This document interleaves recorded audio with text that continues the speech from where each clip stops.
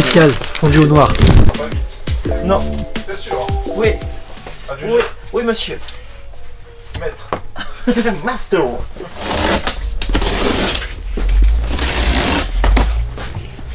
Ah, bah ça va te faire plaisir.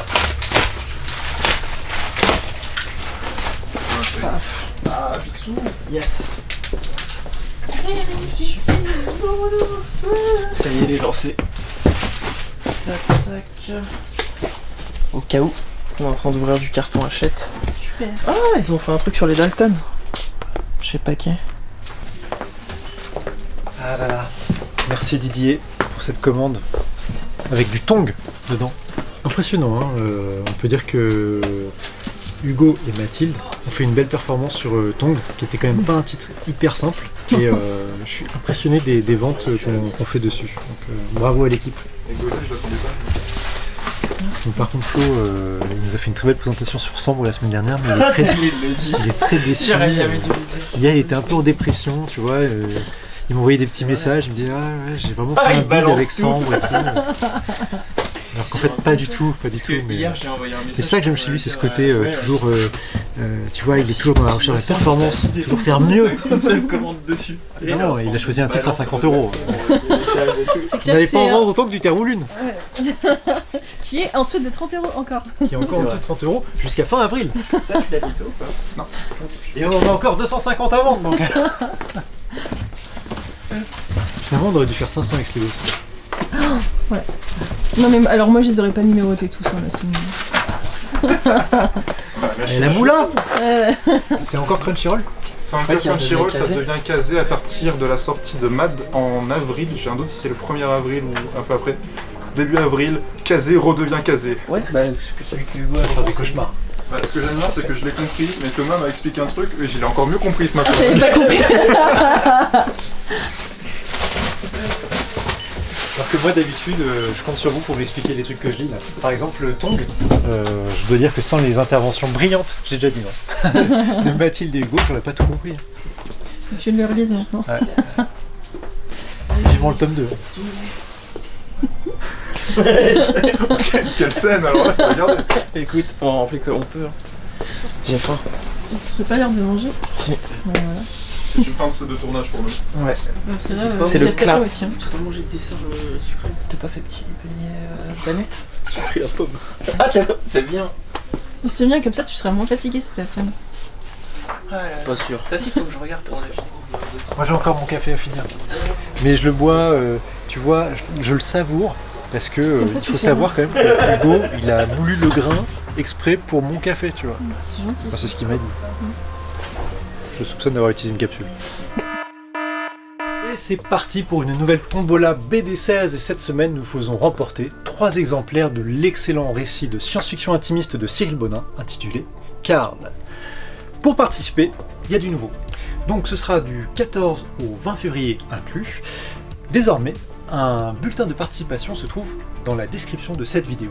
Ça vous donnera droit à un ticket. Pour ceux qui en veulent plus, chaque palier de 50 € d'achat sur le site librairiebd16.fr ou en boutique vous donnera droit à un ticket supplémentaire. Donc 50 € vous donneront droit à 2 tickets, 100 € 3 tickets, etc., etc., etc. Le tirage au sort aura lieu dans la semaine qui suit. Il me reste à vous souhaiter bonne chance à toutes et à tous et à adresser un grand merci aux éditions Sarbacane et à Cyril Bonin.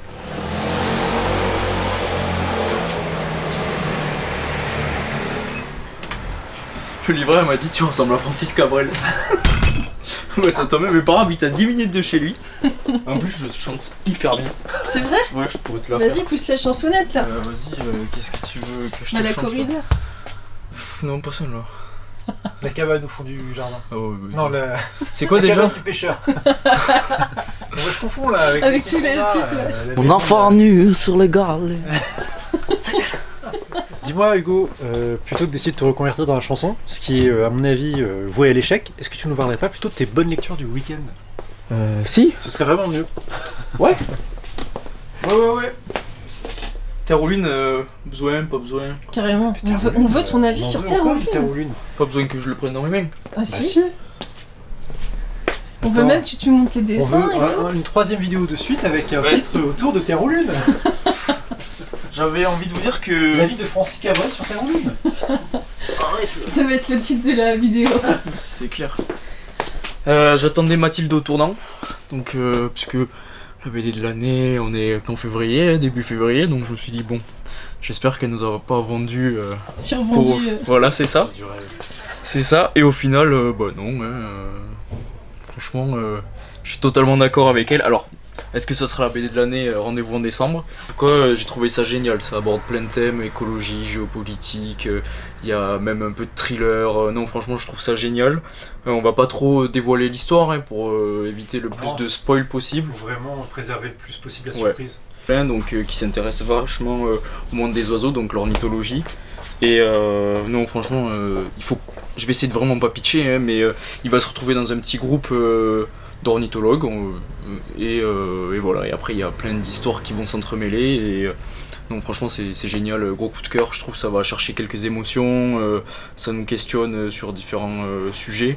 Et puis le dessin, hein, c'est magnifique. Chaque planche, pour montrer le début, c'est vraiment cette inspiration du manga. Hein, on voit ce trait plutôt japonisant. On se lasse pas. Hein. Ouais, Non, on se lasse pas. Moi, je l'enverrais bien. Non, franchement, c'est magnifique. Il y a pas quand il y a de l'herbe là, un peu là. Je trouve ça magnifique. Il y a une planche où il y a de l'herbe. Ouais, la neige, c'est 4 saisons, c'est Vivaldi le problème. Non, franchement, c'est gros coup de cœur. Et puis, ceux qui l'ont pas encore ajouté au panier, je pense que ça fait partie, c'est sûr, du moins pour le premier trimestre. La BD du premier trimestre, je pense. Après, moi je trouve que c'est un tel coup de foudre, c'est une telle révélation que je vois pas comment ça pourrait pas être. Tu vois, des lectures comme ça, t'en as pas. Enfin, moi j'en ai pas tous les ans. Hein. Même pas personnellement. toutes les décennies parfois. Ouais. Après, c'est vrai qu'on est sur un début d'année qui est exceptionnel. Enfin, en termes de qualité, il y a des titres qui sont hallucinants. Enfin, celui-là c'est le pinacle, hein, mais il y a quand même beaucoup de titres qui sont de très très belle qualité. Donc sans doute que 2026 n'a pas fini de nous réserver des surprises. Non. Mais je crois que toi, t'as pas lu que des BD de 2026 ce week-end. T'as lu un titre que j'adore et je suis très très curieux que tu... Enfin, j'ai très envie que tu en parles parce que je suis pas sûr que beaucoup de gens connaissent. C'est ça. Je suis passé devant. Thomas en avait commandé pour la boutique et il l'a mis au niveau des coups de cœur. Alors, je précise d'ailleurs que j'en ai commandé, mais c'est pas de ma propre initiative finalement, c'est des gens qui en ont parlé sur la commu WhatsApp. Je crois que c'est Christophe notamment. Et du coup, je me suis dit, tiens, mais ça fait trop longtemps qu'on l'a pas mis dans les trésors BD16. C'était l'occasion ou jamais. Et quand tu m'as dit que tu t'y intéressais, là je me suis dit, ouais, ça c'est sûr, ça va lui plaire. Ça va lui plaire! Eh ben, il s'est pas trompé, Thomas. C'est vrai que moi ça m'interpellait. Je le connais, mon Hugo! À force. J'ai l'impression que c'est souvent les mêmes BD qui reviennent sur notre mur des trésors, notamment en boutique, parce que c'est souvent les mêmes titres qui attirent notre clientèle. Et là j'ai vu passer ce bouquin, je me suis dit mais c'est nouveau ça. Et donc Thomas m'a dit non, c'est plutôt ancien, ça date des années 2010 il me semble, il y a eu plusieurs numéros. Et là il s'est sorti en intégrale, enfin c'est déjà sorti il y a un petit moment. Et donc Notre mère la guerre, qui se déroule durant la Première Guerre mondiale. Et j'ai trouvé ça... Pour moi, c'est un chef-d'œuvre, hein. Sincèrement. J'adore ces genres de récits où c'est des faits historiques, même si là, c'est quand même un petit peu de la fiction. On se base sur des faits historiques et on vient apporter une enquête en parallèle, et du coup, ça devient bien plus qu'un simple récit de base, hein, multifonction. Puis en termes de dessin, je trouve ça vraiment magnifique. Puis même si à chaque fois, ce qui m'a interpellé, c'est que je vais faire le pitch un petit peu après, mais la façon dont c'est imprimé en termes pour les écritures, moi ça me fait vachement penser comme s'ils avaient écrit à la main et à travers des lettres. Mais ça retranscrit bien, je trouve, l'ambiance des lettres de poilus qu'ils envoyaient à leur famille et tout. Et tu... Pardon, non, j'allais faire le pitch. Je regardais le dessin et ça me rappelle, il y a du Tardy, il y a du Chabouté, je trouve même dans le dessin, parce que dans les visages, c'est vrai que les visages, c'est parlant. Le Chabouté. Le mec qui a son bouc là, il me fait vraiment penser à celui de Plus loin qu'ailleurs. Voilà, des mecs qui, tu sens qu'il y a de la dépression en eux, il y a quelque chose du mal-être. Et tu m'étonnes que quand tu es dans les tranchées, tu lis ça. Et donc pour le pitch en fait, donc on est vraiment en période des tranchées.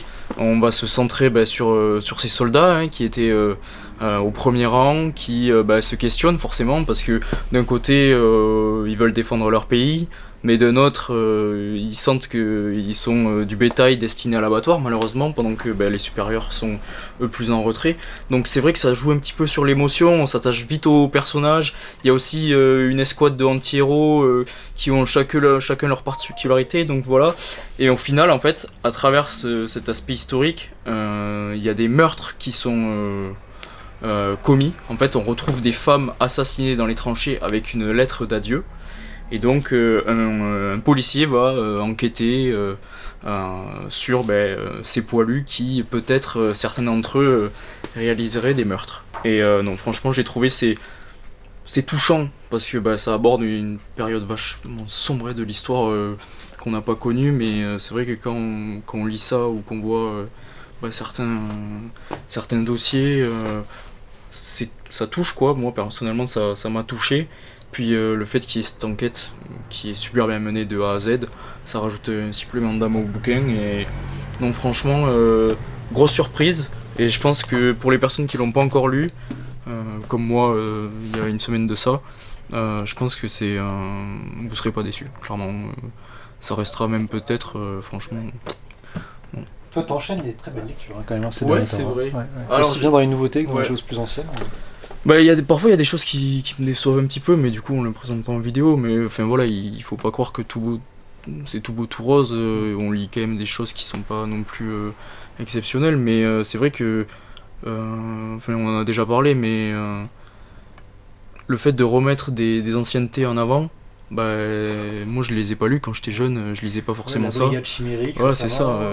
C'est des gros coups de cœur quoi. Franchement, il y a pas mal de lectures de cette fin d'année et même depuis le début de l'année qui resteront, et je suis content aussi de pouvoir, de par mon statut de novice en librairie, de pouvoir être partagé entre les nouveautés et plutôt les anciennetés, les gros coups de cœur. Et franchement, je me régale, je suis vraiment pas à plaindre en termes de lecture.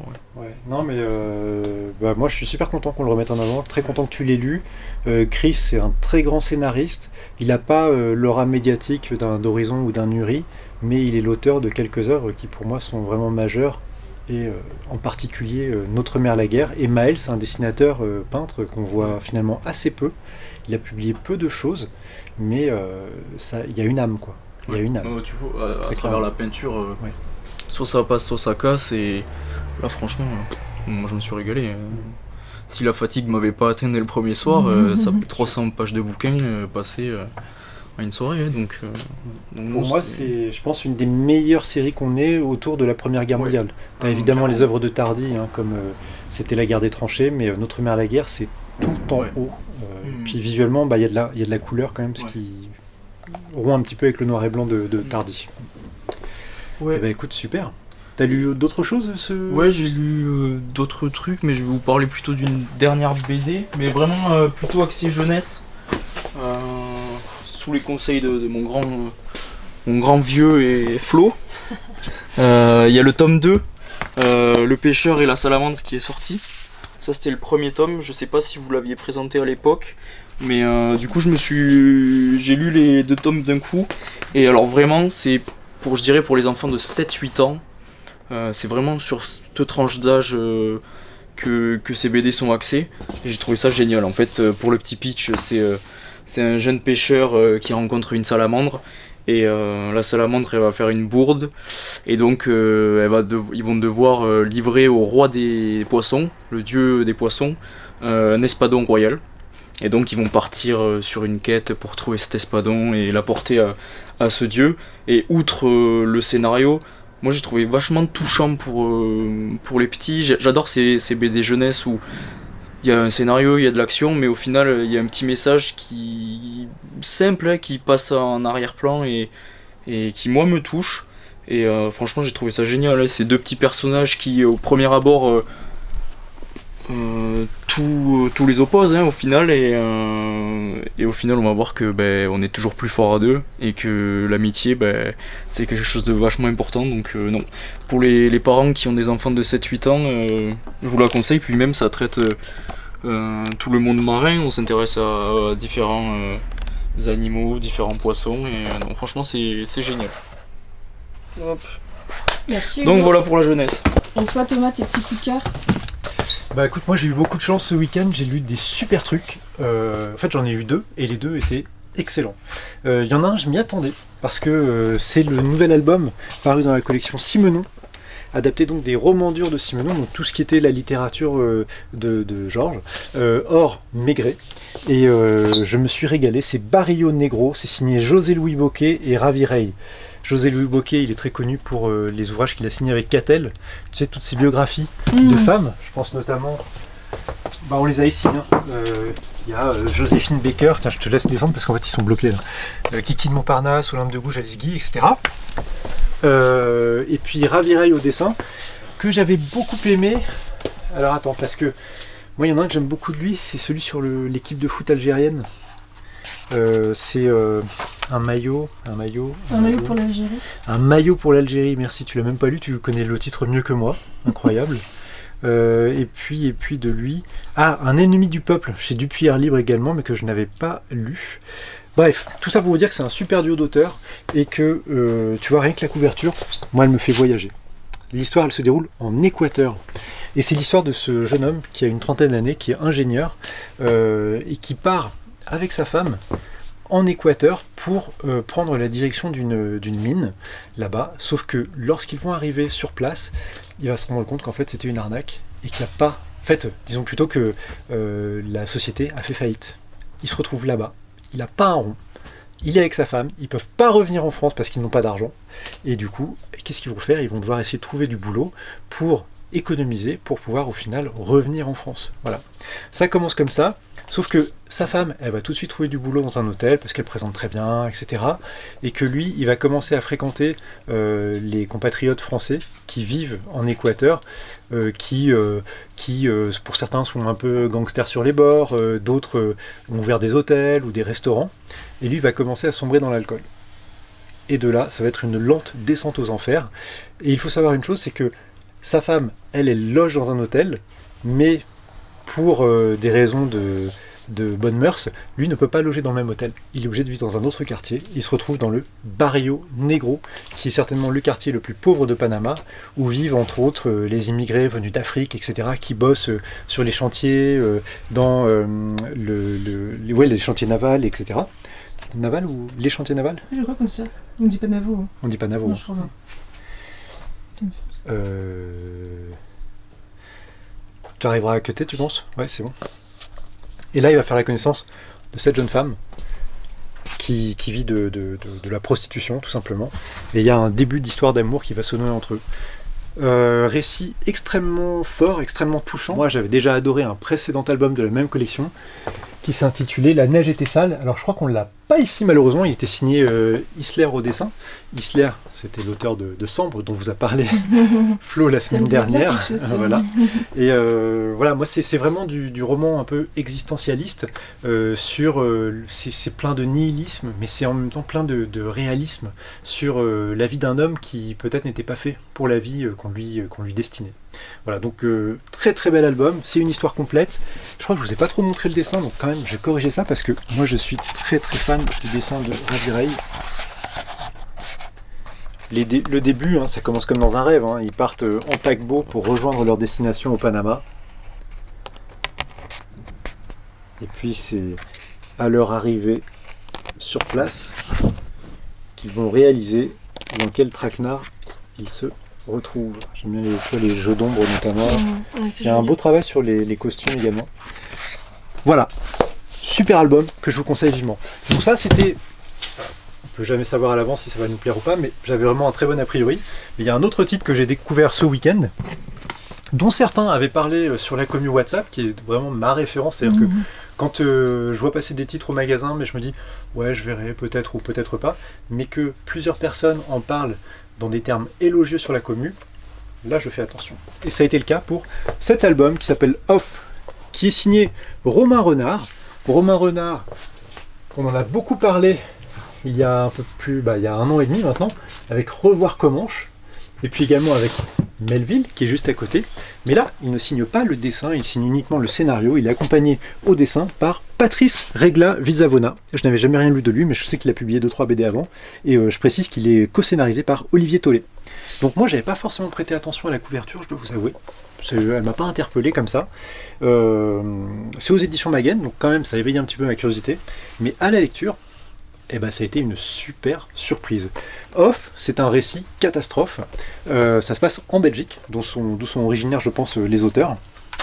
Et ça part d'explosion, on le voit là, dès la première page, une explosion solaire qui a un impact jusque sur Terre, puisque tout le pays, voire le monde entier, se retrouve privé d'électricité. De là, ça va avoir des conséquences énormes au niveau économique, sociétal, politique, mais nous, on va se concentrer sur l'histoire de quelques personnages, donc c'est une espèce de récit choral, quelques personnages qui vont essayer de survivre dans ce monde privé d'énergie, privé d'électricité. Moi, je suis toujours méfiant.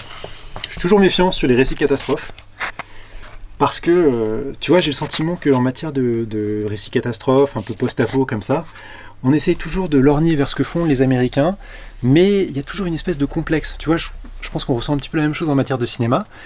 Je trouve que la BD a une chance, c'est qu'elle permet de s'affranchir des questions de budget. On sait que le cinéma européen ne bénéficie pas des mêmes budgets qu'Hollywood. Avec la BD, tout est plus simple, parce que tu peux créer un univers spectaculaire en dessin, ça ne coûte pas plus cher. Et là, je dois dire que j'ai beaucoup aimé la proposition des auteurs, parce que ce qui est intéressant, c'est que au-delà de l'aspect post-apo, ce qui est très réussi, c'est le portrait psychologique des différents personnages. On rentre vraiment dans leur esprit, ils ont pour certains un passé très lourd, ils ont des connexions entre eux familiales, mais je ne veux pas trop en dire pour ne pas non plus vous gâcher la surprise. Mais j'ai trouvé que c'était extrêmement bien fait, très prenant. Il y a plus de 300 pages. Et ça se lit. Alors, honnêtement, je crois que je l'ai lu d'une traite. Voilà, et moi, j'y crois très très fort. Je sais qu'il a déjà beaucoup de succès, il y a beaucoup de libraires et d'influenceurs qui ont fait des chroniques très positives, très enthousiastes sur cet album. Je pense que ça peut être un des gros succès surprises de ce premier trimestre, voire de ce premier semestre carrément. Je vous encourage vraiment à le découvrir. Que vous soyez lecteur de comics, lecteur de BD, allez-y parce que c'est vraiment une très très belle surprise. Oui, parce que j'arrive, je lui dis t'es filmé, il regarde, il ne voit pas arriver, il se dit bien. Il est cinglé. Normalement la synchro c'est bon, je vais regarder ce qu'il y avait d'autre du coup. Ah tu as déjà sorti bien. Je t'ai déjà fait. Ah bah t'es un monstre. Je ne compte pas les choses. Moi. Non mais moi c'est j'ai des Hugo, tu sais, il est encore jeune et insouciant du coup. Il a besoin de moi. Il a bon de Hugo. Chut, faut rien dire. Je te le dis juste, il y a un éclairage là. Ah oui mais c'est vrai, c'est. C'est quand même plus agréable. Hein. Attends, Moi, je comment... préfère ça. Mais moi j'aime bien avec la grande là. Comment on a. Putain. Technologia. Putain j'y arrive pas. Pourquoi ça m'allume plus que la petite? Ah c'est vite. Faut que tu maintiennes ou alors faut juste que tu appuies une fois. Magie. Technologia.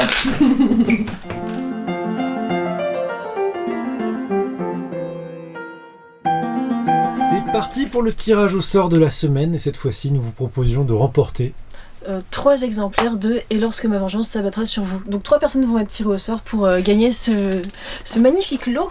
C'est parti. Hop. un très bel album signé Rebelka au dessin, Suspense. paru chez 404 Graphics pour les amateurs d'exorcisme. J'ai fait en mode tourner la roue, c'est pour ça que c'est un peu long. Ouais, c'est effectivement très long. Bravo à Arnaud M, tu gagnes. Et lorsque ma vengeance Bravo, s'abattra Arnaud sur vous. Ensuite, T'en fais pas, on me pardonne, moi-même je n'ai toujours pas mémorisé le titre. hop, pour tirer une deuxième personne. Mais je vais pas faire tourner la roue, c'est un peu long. Hop, sur l'animation. Bravo à Amaury G. Bravo remporte. Amaury. Tu remportes du coup un exemplaire de Et lorsque ma vengeance s'abattra sur vous. On Et la attend troisième une personne. femme dans les personnes tirées au Imagine, sort. imagine, je tire une femme. On sait jamais, hein. Bravo, Héloïse D, mais Oh c'est là incroyable, là. mais tu lui as porté bonheur.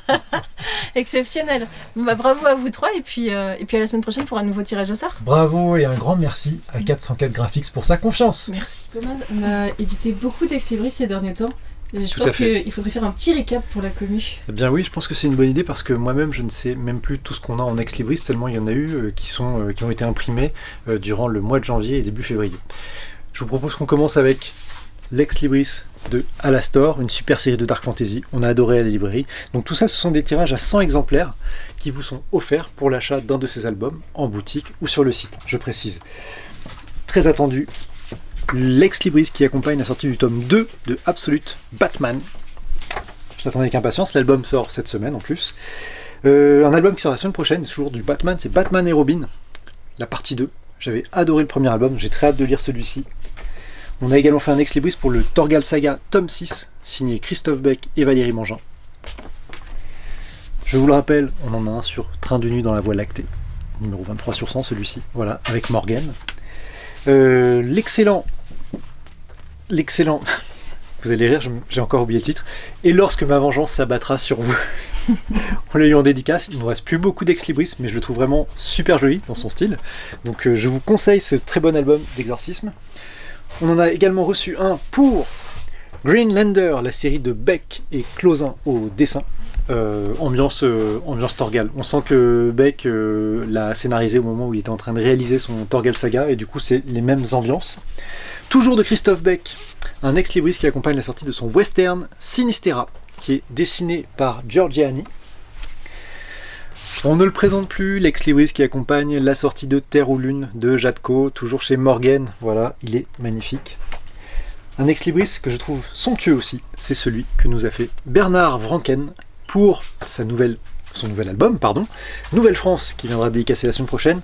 La dédicace est full, c'est sold out, mais vous pourrez, si vous commandez l'album sur le site ou en boutique, vous procurez ce très joli ex-libris. Un ex-libris pour un de mes coups de cœur en comics de ce début d'année, c'est Exquisite Corpses, pour accompagner la sortie du coffret et du fascicule numéro 1, mais également valable pour l'achat des autres fascicules à venir. Très content de cet ex-libris pour Sœur des Vagues de Rouleau et Michael, un très bon one-shot paru chez Signé, la collection du Lombard. Il a beaucoup de succès également. C'est l'ex-libris qui accompagne l'album La Passe Miroir, signé Vanida. Et on finit avec ce très joli ex-libris de Cyril Bonin pour son nouvel album, le très beau Karl, qui est dans un registre un petit peu science-fiction intimiste que je vous conseille, j'ai vraiment beaucoup aimé. Et ben voilà, c'était un marathon, moi. Wow. Mais au moins comme ça, tout le monde est au courant des ex-libris qui sont sortis depuis le début de l'année. Parce que tout ça est sorti depuis le début de l'année. Il me semble que oui, depuis janvier. Que depuis janvier. Ouais, on en a fait beaucoup là. Je crois que ça va un peu se calmer, mais... On va se calmer là. Mais il y en a qui arrivent quand même. Mathilde, mais que vois-je dans tes mains? Un petit zoc. Et oui, je vais continuer la propagande sur Jatko. Maintenant que j'ai lu Terre ou Lune, j'ai relu Zoc, que j'avais lu à l'époque de sa sortie, donc en 2021 ou 22, non 2022. 2022, je vais y arriver. Et ben j'ai préféré à ma première lecture. C'est-à-dire que moi, en 2022, j'avais bien aimé, mais là, je l'ai relu et j'ai trouvé ça meilleur qu'à ma première lecture. Ah, étonnant. Ouais, Zoc, ça part d'une jeune fille qui s'appelle Zoc et qui a un drôle de don, c'est celui de transporter l'eau avec elle grâce à ses cheveux. Donc en fait, dès qu'il pleut, elle a une sorte de traîne de pluie derrière elle, c'est pas hyper pratique, c'est un peu encombrant, et elle se dit que il faut absolument qu'elle exploite ce don pour aider les autres, pour pouvoir sauver, pour pouvoir aider tout simplement les autres. Et un jour, elle est appelée par le maire d'un village qui a été complètement inondé et qui lui demande en fait d'enlever toute l'eau du village et de la transporter ailleurs. Ce qu'elle va faire, sauf qu'en fait, ça va avoir des conséquences forcément sur son passage parce qu'elle va la transporter loin, cette eau. Donc moi, ce que j'aime beaucoup avec ce récit, c'est que c'est très poétique. Elle va rencontrer quelqu'un qui, lui, a un drôle de pouvoir mais lié au feu, donc voilà, ils vont essayer de s'allier tous les deux pour renforcer leur don, et je trouve ça hyper poétique, hyper joli, et finalement je trouve que Jatko, elle a vraiment c'est-à-dire que dans Zoc et dans Terre ou Lune, elle nous donne pas tout de suite toutes les cartes en main, c'est à nous de découvrir petit à petit dans quel univers on est, dans quel récit on se trouve exactement, et ça j'aime beaucoup, je trouve que ça fait partie de la force du récit. Voilà, donc ça c'est le dessin de Zoc. Elle a beaucoup évolué par rapport à Terre ou Lune. Je pense que là, à l'époque, c'était encore en couleur numérique. Exactement. Et je trouve De toute façon, que... je crois qu'on en avait déjà parlé, mais on disait que... Enfin, moi, il me semble que c'est un récit qu'elle a fait lors de son école. Oui, sûrement. Oui. Ça dévoile déjà beaucoup de son talent. Ouais. Il y avait déjà un immense potentiel. C'est ça, c'était hyper prometteur, de toute façon, on l'avait senti à Oui, l'époque. exactement. On en avait parlé et tout. Ouais. On était super heureux de l'accueillir à ce moment-là en dédicace. Ouais, je me souviens. Et moi, je suis très attaché à cet album. Oui, moi aussi. Tu sais, je me souviens qu'on l'avait reçu à peu près à la même époque que 16e Printemps. Oui, et que Yunbo Et pour 16e dans printemps. ma ouais. mémoire, les deux albums sont vraiment associés l'un à l'autre. Mais complètement, moi aussi. Ouais. Parce que je trouve qu'il y avait un très beau potentiel dans les deux cas, Ouais, mais je n'imaginais pas à quel point Jadko elle allait. ouais Exploser. dans Cérulune, carrément, elle m'a surprise aussi. C'est tellement ambitieux, mais là déjà aussi, on sentait l'ambition, on sentait la poésie, l'originalité. Non, franchement, j'ai beaucoup aimé ma relecture.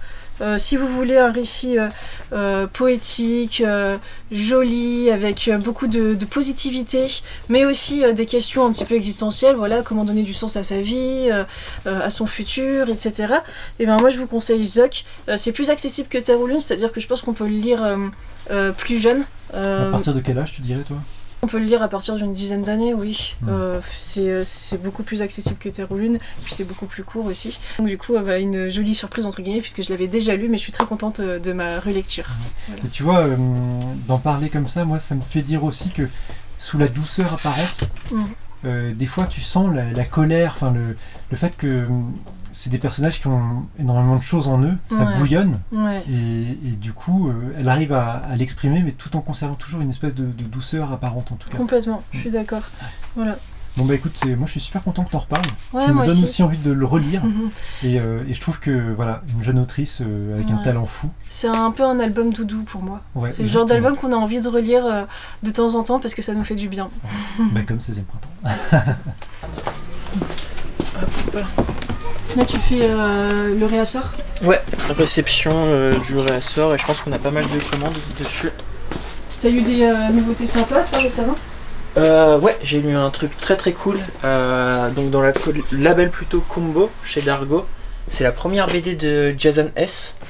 Et je vais te dire ça, il a été aidé quand même sur le storyboard par Yann Cavalier.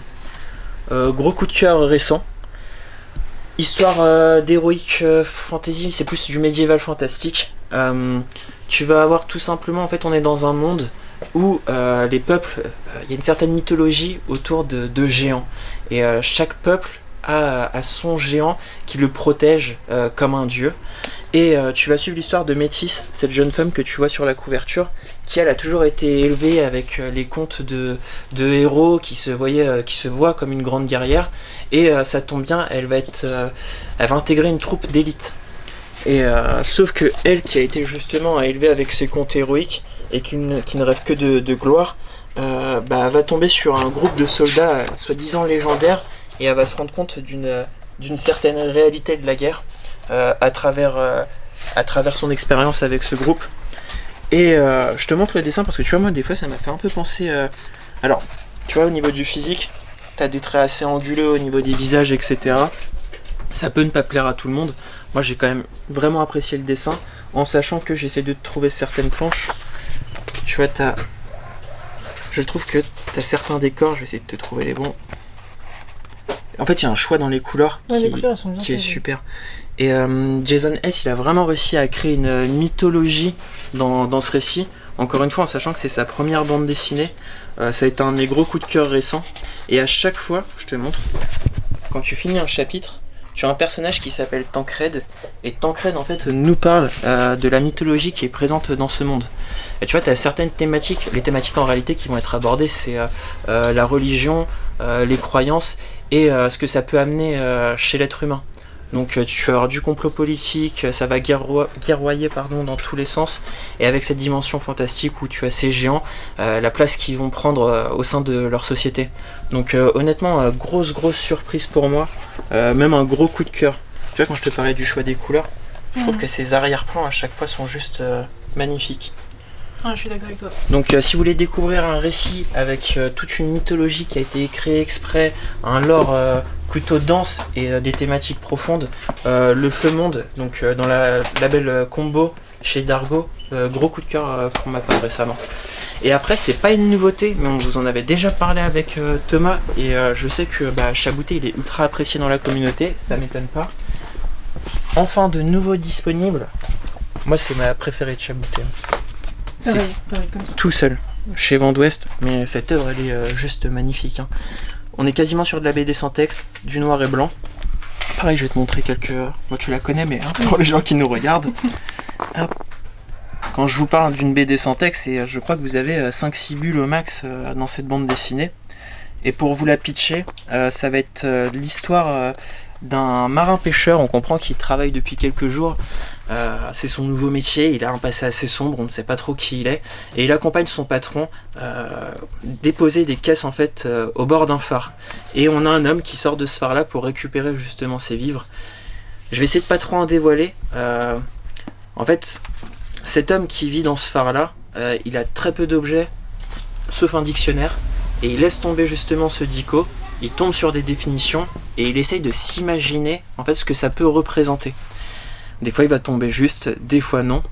Et les thématiques qui sont abordées dedans, en réalité c'est la solitude.